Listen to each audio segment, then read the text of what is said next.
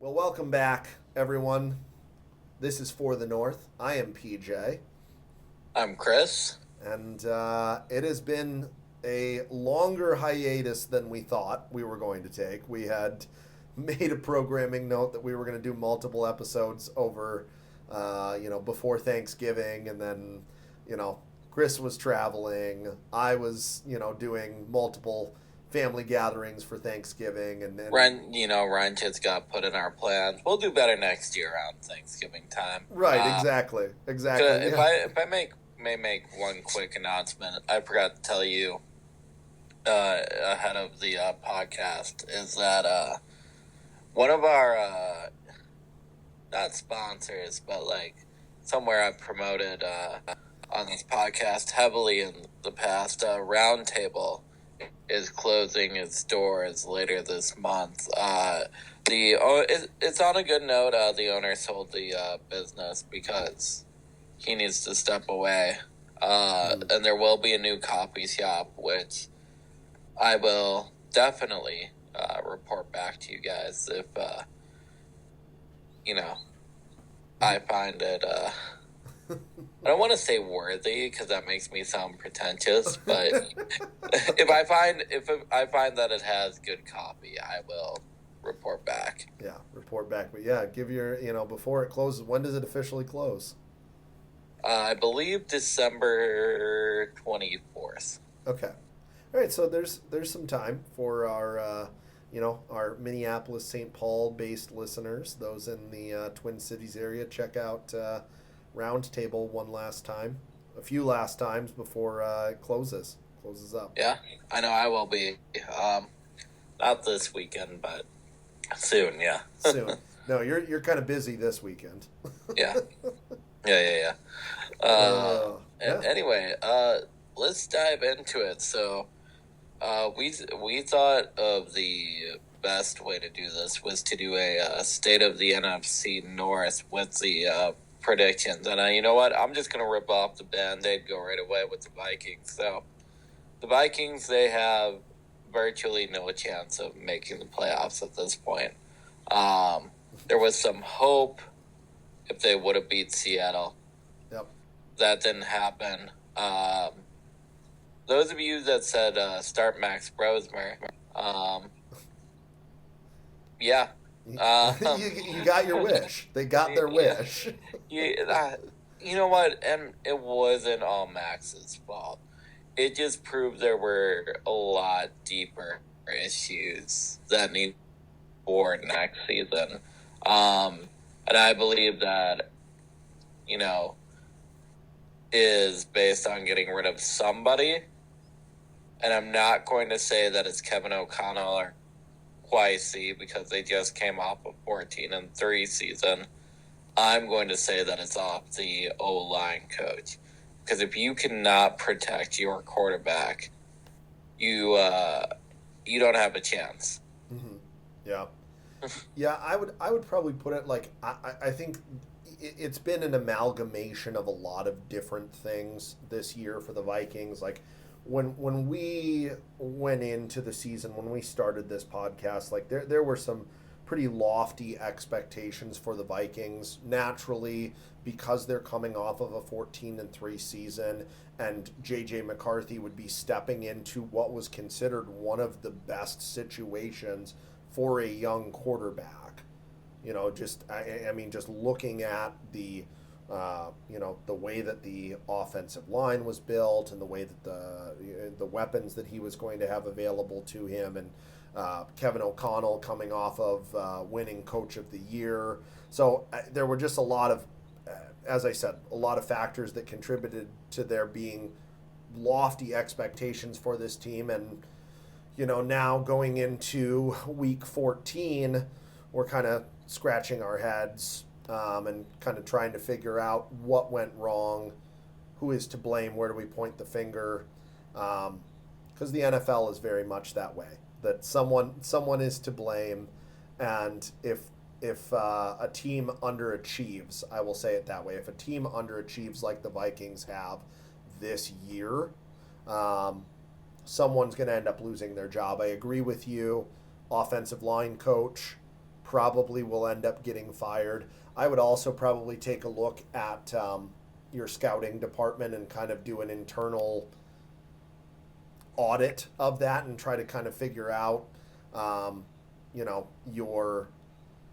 what were you seeing development-wise when you were drafting and making these signings for your quarterbacks and your kind of offensive pieces and your free agents. As I said, if I could say one thing to you, like, if you look at it, like, yeah, you could say that, J.J. McCarthy ended up being not as good as people hoped this year. But I also think that's okay. Mm-hmm. Now, don't get me wrong. If he comes out next year and performs this way, mm-hmm. then you look at, like, okay, maybe we need to change it up a little bit.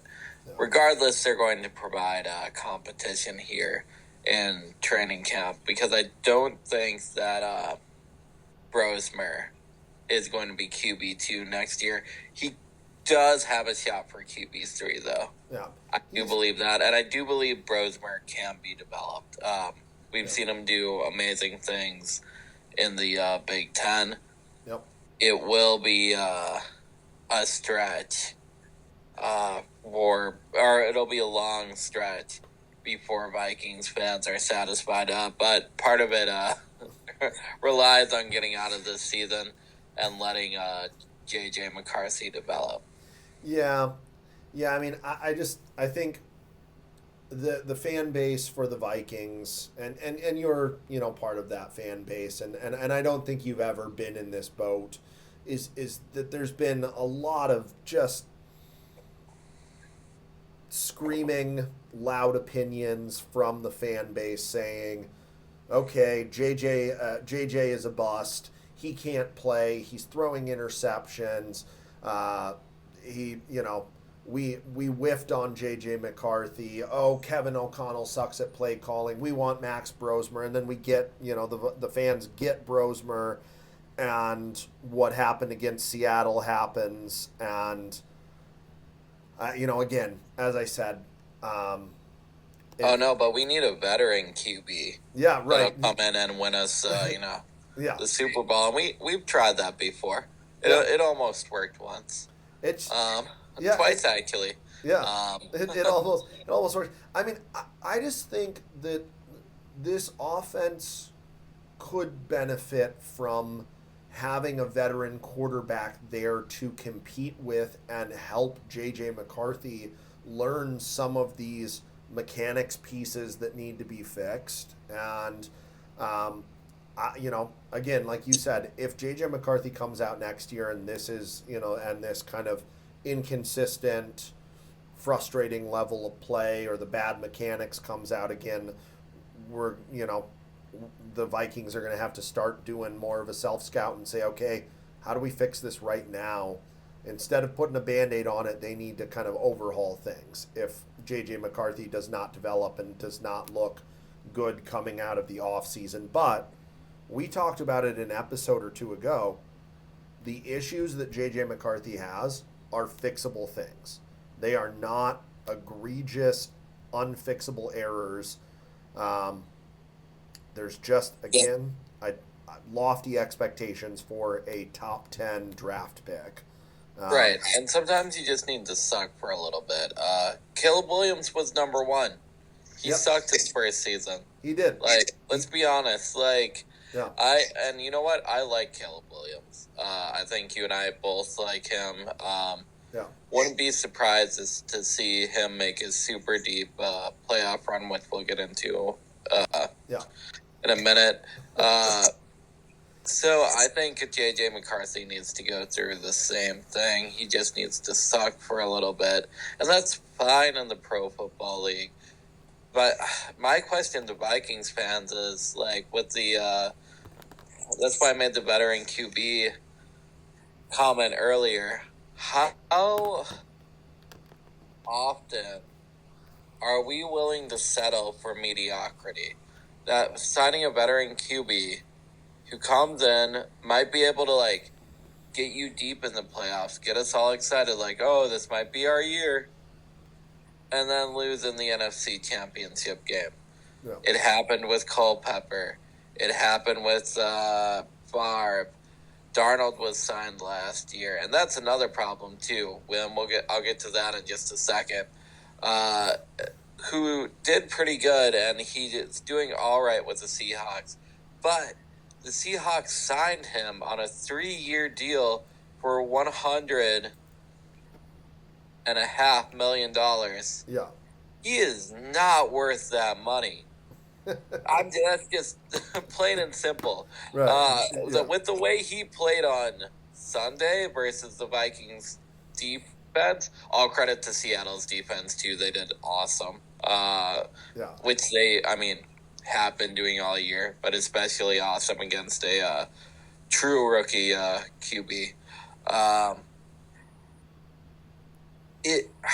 just don't see enough from any of that, like any of those stretches, to justify going back to the old formula.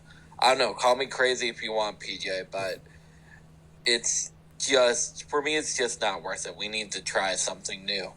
Yeah. I think you need to ride it out with J.J. McCarthy at this point. If you're the Vikings organization, the front office, the coaching staff, you invested a ton of capital into J.J. McCarthy. I don't think one bad season can necessarily deter you from trying to develop a young quarterback who, at the beginning of the offseason, you were saying, this is our future.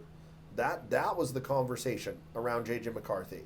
They made their choice to not sign Sam Darnold, to not sign Daniel Jones, and before that, they let Kirk Cousins walk in free agency to go make his money elsewhere, and ultimately Kirk Cousins ends up in Atlanta. Which is okay, because I feel like a lot of us would have been on this side, would have been frustrated with that cap space being eaten up. What they had been doing, to your point, they had been kicking the can down the road year after year and continuing to sign these 1-2 year extensions for veteran quarterbacks that were kind of either,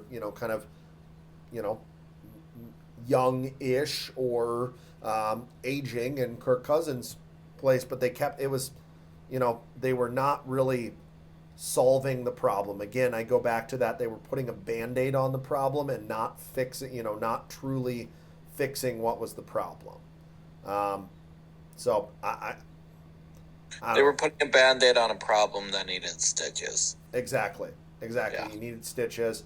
At this point, as I said, both you and I are in this boat that I think you're just going to have to ride the rest of this season out, see what J.J. McCarthy can do in these last games that are going to happen, right? You've got 5 games left in the season at this point, and you just got to ride it out, see what JJ McCarthy can do, and maybe he, has some flashes and there's something to build on. But I think both you and I, at times, have been more measured. At least I can, vouch for you being a more measured fan of the Vikings than most of the fan base has been this year. So yeah, and you know what? I'm just gonna go with I didn't expect much going into the season. Like the predictions I made have been off excitement and a little bit of wishful thinking, along with some considering some of the talent. But we'll get into more of what I think at the end of your review, in terms of the full season. yeah, I think we move on. The Packers. So Jordan Love. I'm not entirely confident that he can win in key playoff situations. I'm still not entirely confident on that. To his credit, he doesn't have a guy like, Justin Jefferson out there. Though, I mean, he does have Christian Watts, yeah, who is a pretty darn good receiver, if I may say so myself. mm-hmm. Has given the Vikings headaches for many years. But,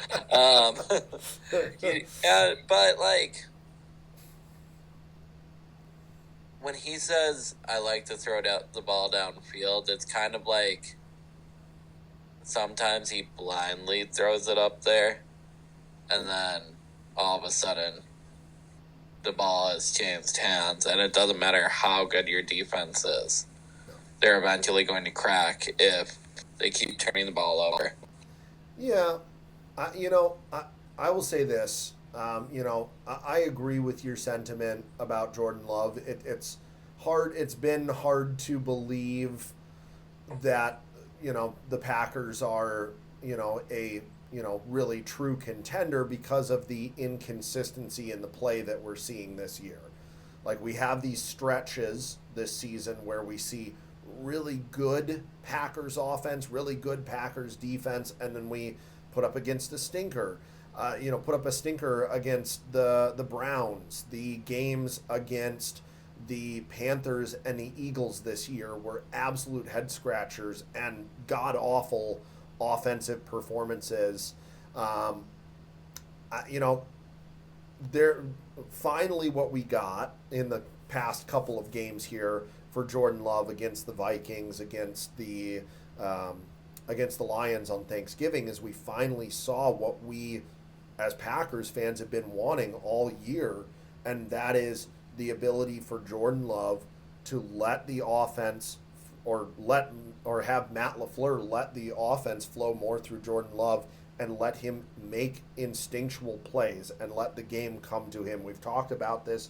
We talked about it back in the first or second episode about, kind of the idea of when the game slows down and it comes to you and you make the throws that the defense are giving you and not try to play hero ball, you can be successful. And I do think if they can continue to play sound defense and Jordan Love can limit mistakes and just kind of let the offense come to him and make not the hero play, but the good quarterback play, I think they can be successful. But I need to see them continue kind of this upward trend of success. Like we have, the Packers have games coming up, 2 games coming up against the Bears.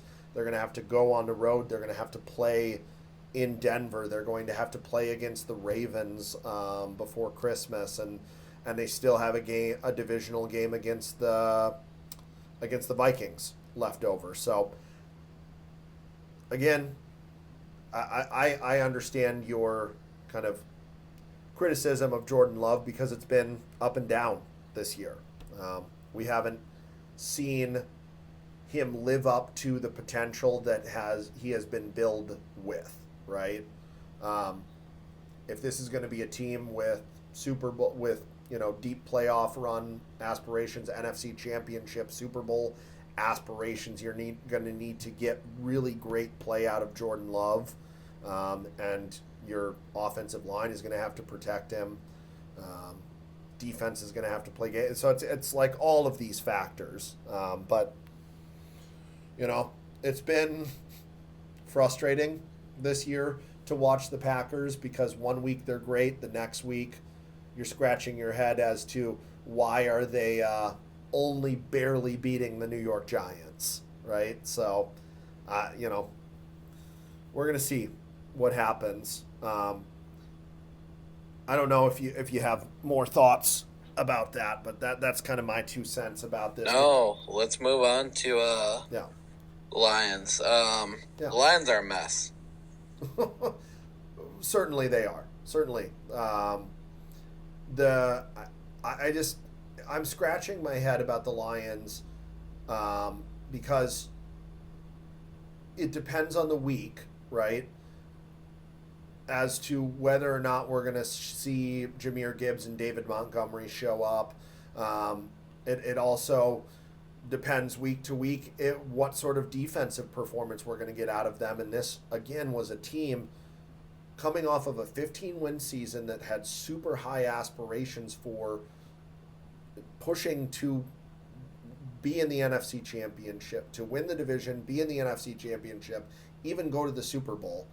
And I feel that the door has been slowly closing over this season. We're watching that window, that door close for that champion, for the Lions being this championship contending team. We've talked about the quality of wins that they've had this year.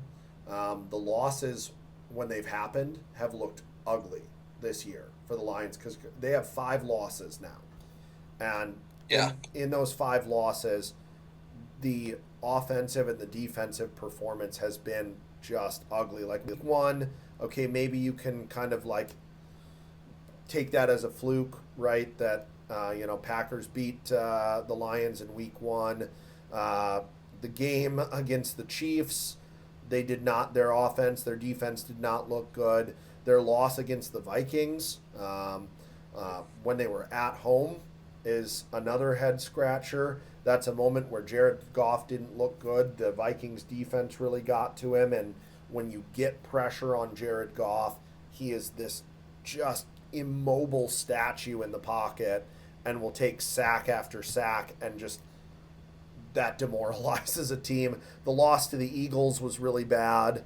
And then the loss to the Packers on Thanksgiving is another moment where if you want to be a team that succeeds in this division, you have to win those types of games. You have to win home games against the Vikings and against the Packers. You have to beat your divisional opponents to really be considered a legitimate contender. Right. If I could say that loss against the Packers, a couple calls going your guys' way really helps. Is that could I say to the Lions' credit on that? I mean, the Lions still didn't play it well enough to win that football game. Don't get me wrong. I'm not saying that they should have won based off this call.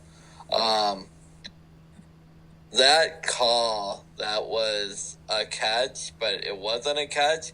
It was that first foot that was down but didn't have established control. I was like kind of scratching my head, and I'm like, okay, so now we're going to do this now, like NFL. We're going to have a bunch of different conspiracy theories based on it. But you can go ahead and, continue to not call things consistently. Now, don't get me wrong. Like I said, Lions did not have won that game just based off that call. Yeah. Well, the one that really, like, I can see where you maybe come up with a situation where that call on the touchdown that they didn't end up reviewing on the 4th down was close, right? I can see a world where that is close, and, likely got the benefit of them not reviewing that. I thought in the moment that it happened, when they take a while to kind of really call it a touchdown and then kind of sit there and him and haw, as time went on, I was like, I really don't know if he got both feet down. Looking at the replay, I was like, I really don't think he did. And probably that should have been a turnover on downs. The one that was really egregious to me that you can obviously see watching back the replay, watching back the tape of the game, is the missed false start call where they said Matt LaFleur got a timeout called before the false start. He did not. You can watch it 600 different times, and Packers fans are going to sit there and defend it till the day that they die, probably. That, no, he got a timeout. He was, talking to the ref. He got a timeout. I don't think he got it in time, and we got the benefit of, an easier touchdown on on 4th and 1 instead of 4th and 6. Similar field goal Yeah. situation happened against the Packers a year ago, so maybe they were just kind of making up for it. Yeah, I don't know. There were a lot of things that didn't really get called. What I did see in that game, what I will say, is Dan Campbell's just inability to, or refusal to, punt the ball or kick a field goal hurts the Lions' chances offensively. Because there was a point in that game, it was a one-score game for the Packers. The Lions are at midfield, and it's 4th and 3, and they can punt the ball and pin the Packers deep in their own territory, make them drive the length of the field to try and score and go ahead and put this game away. Instead of punting, they go for it on 4th and 3, and Jahmyr Gibbs drops a wide open screen pass. And again, we've talked about this. If you get if you pick up that 4th down, you look like a genius. If you don't get it, you are endlessly criticized as a head coach, as a play caller, for taking that sort of calculated risk. So, do you think Dan Campbell is on the hot seat, at least for next year, if he doesn't produce a deep playoff run? Yes, 100% yes. I would say the same thing. Yeah, because you have a veteran quarterback. Yep. You have receivers and running backs. Yep. Who are highly capable. You have an awesome defense. Yeah. Really, one of the on paper it should be one of the best defenses of the NFL. They're not right now. And yeah, you should be winning. Yeah. This is a team for the past few years that has won 13, 14, 15 games, right? And they have been in the conversation of NFC Championship, Super Bowl, and serious contenders for multiple years now. And this is why I say I think the door is closing.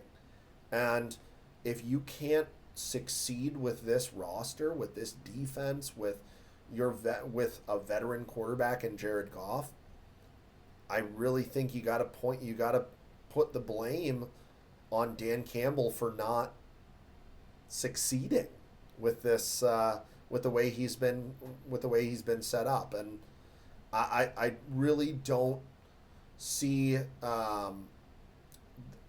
I don't agree with using the excuse of, well, he lost Ben Johnson and he lost Dennis Allen. He lost multiple coordinators. And in the NFL, we are both very aware that it is a results-driven league, right? It's what have you done for me lately? It doesn't, past does not matter, right? It's what have you done for me lately? What are you winning games? And the answer this year is no. The Lions are not winning games at the same clip that they were last year and the year before that. And that's with the same roster too, same quarterback. I would argue, you look at the Vikings situation, and like people will ask, "Oh, but what would you say about the Vikings because of that?" And I would say because of what have you done for me lately, that type of statement. I would say the difference is if you are trying to develop a team, you give them 2 to 3 years. Yeah. Prove themselves. Yeah. Do you think so let me ask you this. On a note of coaches that could possibly be on the hot seat. If Matt LaFleur does not manage this year with the roster that he has and the defense that they have this year, if they do not manage to make a, you know, decent playoff push, is his seat hot at all? I think that, and I also think Jordan Love's seat will be hot too, I think because they're paying him way too much money for what he's doing right now. yeah, yeah, okay, yeah. So I mean, we're kind of in the same boat that it's like Dan Campbell, Matt LaFleur. If you have this, if you continue to have talented, very stacked rosters on defensive and both offense and defense, and you continue to not succeed, it's the issue is going to come to a head, right? You know, um, so yeah, I could see the seat being hot for Dan Campbell if he doesn't have continued success. I can see the seat being hot for Matt LaFleur. Do I think it's going to happen? Do I think we're in a scenario where either of these teams, the Lions or the Packers, are going to fire their head coach? No, I don't. I also don't think we're living in a world where the Vikings are going to fire their head coach or fire Kwesi. I just don't. But again, NFL is a results-driven league, right? So we'll see what happens with that. We'll see what happens with that. Yeah. All right. So, and now to the everyone's say most interesting. I think kind of the head scratcher. I gotta say I'm impressed by the Bears this season. They found ways to win. With the Eagles, you know what? They proved both of us wrong by deciding to go out there and put out a dominant performance. So, if I may say so myself, well done with the Bears' defense and offense in that game. They need to go out and prove it come playoff time. Yeah. Because they are a team that is 1 or 2 games away. Or have they clinched already? No, they have not clinched. Okay, they are 1 or 2 games away of clinching the playoffs in the NFC North. Yeah, it's kind of crazy. The situation in the NFC North right now, playoff-wise, can swing very drastically based off of a win or a loss, right? Like, we talked about this before we hopped on. The Bears now have a stretch of games where they're going to play the Packers twice. They got to play the Browns. They got to play the 49ers. They got to play the Lions again. They've got a lot of division games. There are 3 division games in that stretch, right? We've seen already what they did against the Vikings in week 1. We've seen them get beat really badly in week 2 by the Lions, and then we saw them come back with special teams and win on the road against the Vikings. But right now, the way that the division swings is if they were to, say, lose this game against the Packers on Sunday, all of a sudden they go from the 1 seed all the way down to the 7 seed. So that it's just no team in the NFC North has anything locked up. I think we're going to be playing there are going to be games up until the last week that are going to determine where the seeding falls and who ends up a wild card and who ends up second place or first place in the division. So it's going to be a very interesting race, but they're, like you said, the Bears are right now a couple of wins away from having a very spectacular first season with Ben Johnson. They're finding ways to win close games. You know what they remind me of? The team that they remind me of a little bit. They've got that a little bit of the swagger that was it 2023, the year that the Vikings won all of those close one score games. Was it? Yep. Yeah. Yep. Okay, so they've Or got it was either 2023 or yeah, it would have been 2023. yeah 20 yeah so the Vikings that year were winning all of these close games, and granted the defense was an issue, and it came to a head at a really bad time for them, but the defense was had this stretch where they started playing really well, and they were getting after opposing quarterbacks, they were getting takeaways, and the offense was finding ways to win. It just and hang on and just be around at every critical moment, and that's what the Bears are doing this year. Ever since week 3 on, they've just found ways to win, and they went out and proved it on the road against the Eagles. Everybody was saying, "Oh, well, you don't have a legitimate win. You got beat by, uh, you know, you've only beat teams with losing records." They went out and they beat, a really good team with a winning record, to a team that's considered one of the top contenders in the NFC. Um, but again, I agree with your sentiment. Prove it to me, right? If they go into Lambeau this weekend and they win this game against the Packers, I think that goes a long way showing me that they can be a true contender, and that they can probably make a deep run in the playoffs. Which sounds like a good shift. Yeah. We'll start with that game. Yeah. PJ, what are your predictions for the Bears versus the Green Goblins over there? The Green Goblins. I like that. I like Green Goblins. So 325 game. It's going to be nationally televised. This is, to my memory, this is one of the biggest Bears-Packers games that there has been in a decade, probably. Last time that there was a game of this significance played in the regular season was a decade, even more ago. I'm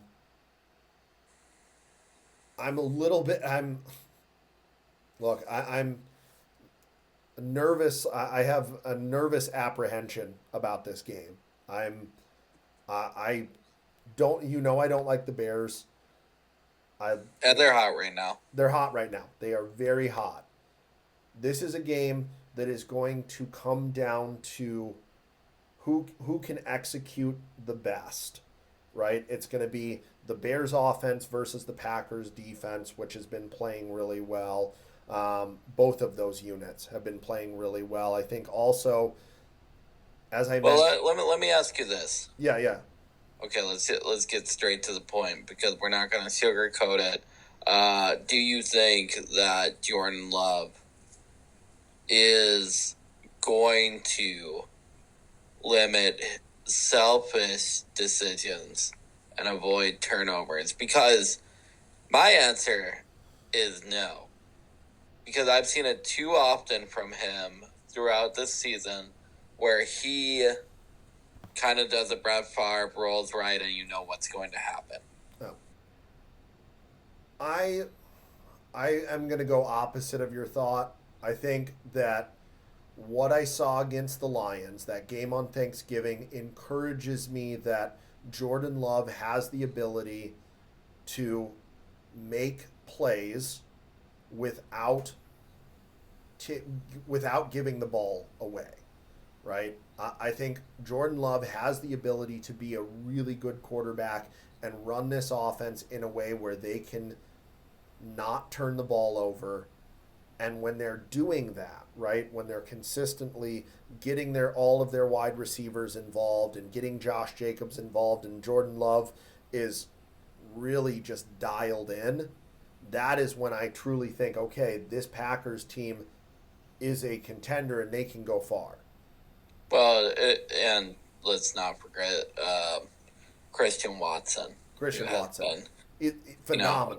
He has been phenomenal for the Packers. If they can all get involved, that's great. But I will say this, if the Bears get the pressure to Jordan Love, it may be an issue with how much the Bears secondary likes taking the ball away. And one of our friends of the podcast will be very happy about that. Yeah. If that happens, I'm going to go, you know what? I'm going to go Bears by 7. Okay. Just because I've seen more consistent play out of them recently than I have the Packers. Mm-hmm. Okay. Well, so I'm going to go Packers by 3 in this. Okay. It's going to be a close one. This is going to be a rock fight. I think you're going to have to play a good game on every level of this. Special teams needs to be good. Your offense needs to be good. Your defense needs to be good to beat a team that is really hot right now in the Bears. But I think they can do it. I also think that there's a little bit of that big brother versus little brother mentality because the Packers for so long, for a decade plus now, ever since Aaron Rodgers came into this, have had the Bears number. So,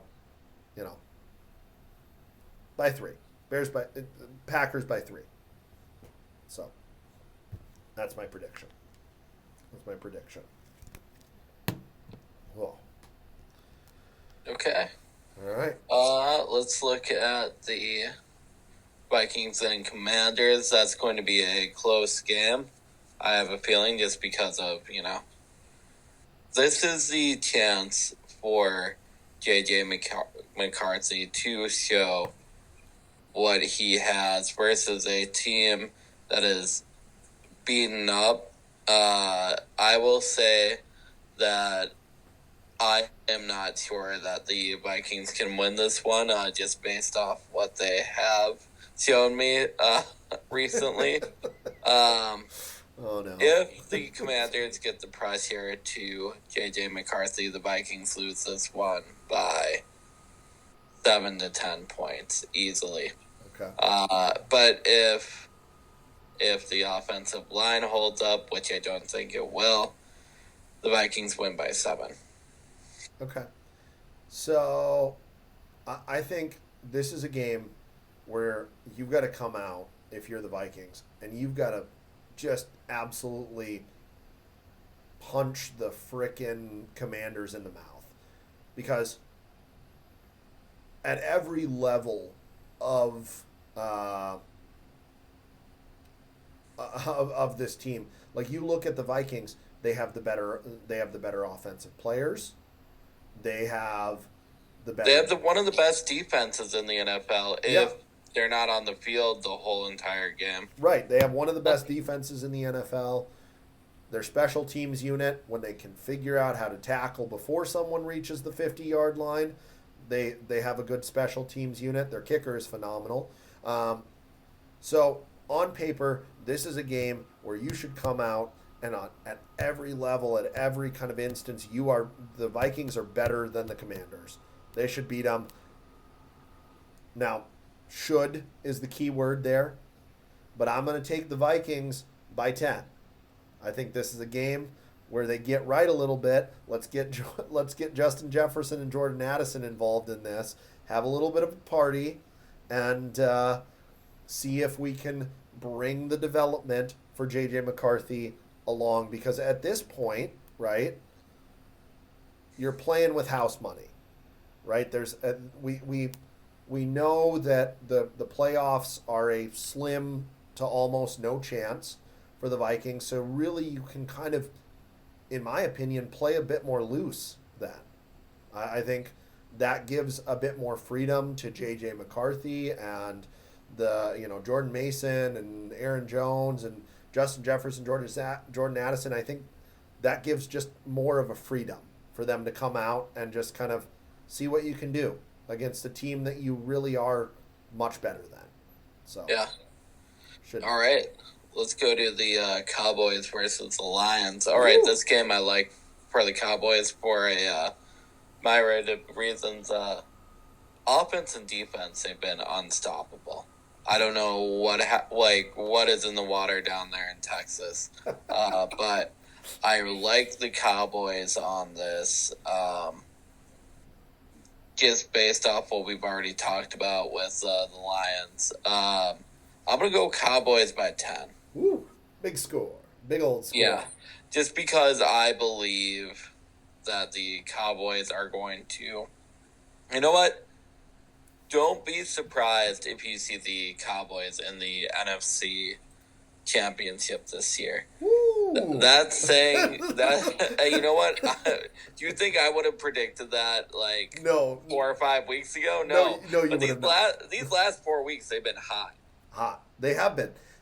Dak Prescott is third in MVP race right now, like third. Like we're talking about Dak Prescott, who last year looked completely inept at doing. He didn't know anything. what to do with himself. Yeah. Yeah.